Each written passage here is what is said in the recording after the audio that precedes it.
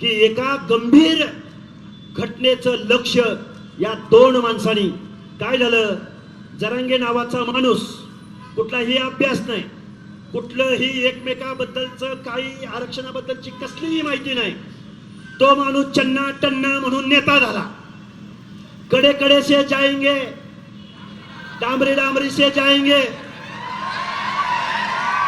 पुन्हा काय म्हणला, काल परवा घरात घुसेंगे, घरात घुसून मारेन.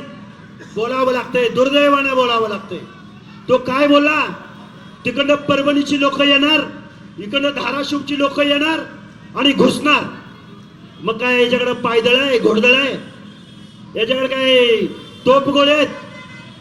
अरे याचं वजन 35 किलो, याचं वजन 35 किलो आणि म्हणतोय घुसून मारीन. मला वाटतंय या लोकांच्या, हे बघा काय झालं, चन्ना टन्ना म्हणत होता त्यावेळी त्याची चन्ना टन्नाची जागा घेतली अण्णानं.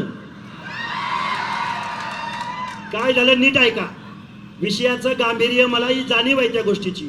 चन्ना टन्नाची जागा अण्णानं घेतली आणि पोरांच्या मोबाईलवर अण्णा दिसायला लागला आणि त्याचं डायलॉग दिसायला लागलं.